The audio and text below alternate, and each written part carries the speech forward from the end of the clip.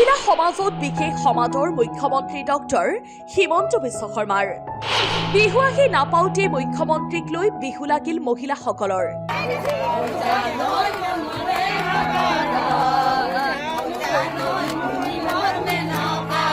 ঢোল পেঁপা নালাগে, হাত চাপৰিয়ে যথেষ্ট।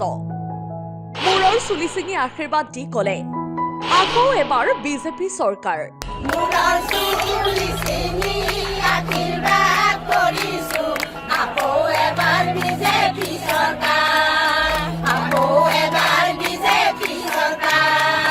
সমাগত বিধানসভা নিৰ্বাচনক লৈ শাসক বিৰোধীৰ মাজত অব্যাহত আছে জোৰদাৰ নিৰ্বাচনী প্ৰচাৰ যাত্ৰা। জনতাৰ মন জয় কৰিবলৈ উঠি পৰি লাগিছে প্ৰতিটো ৰাজনৈতিক দল। কংগ্ৰেছে অসমত চৰকাৰ গঠনৰ বাবে উঠি পৰি লাগি থকাৰ মাজতেই অসমত পুনৰ চৰকাৰ গঠনৰ বাবে আগবাঢ়িছে বিজেপি দল। শেহতীয়াকৈ বিজেপিয়ে চলোৱা জন আশীৰ্বাদ যাত্ৰাত সেই কথা জল পটপটকৈ ভাহি উঠিছে। এই যাত্ৰাত দেখিবলৈ পোৱা বহুকেইটা হৃদয়ৰঙ্গম মুহূৰ্ত।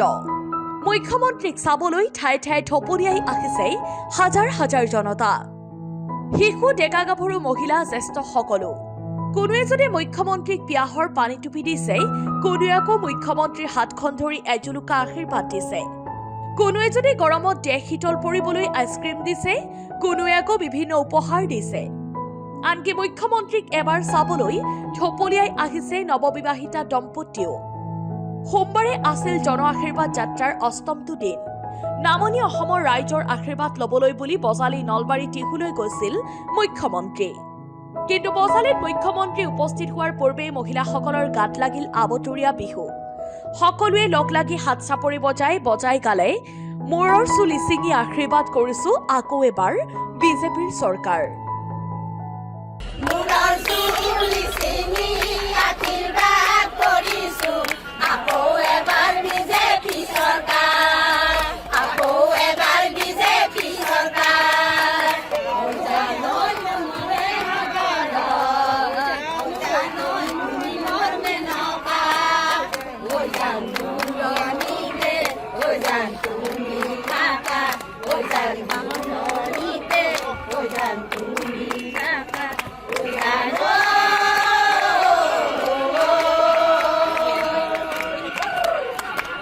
News Desk Report, NETV.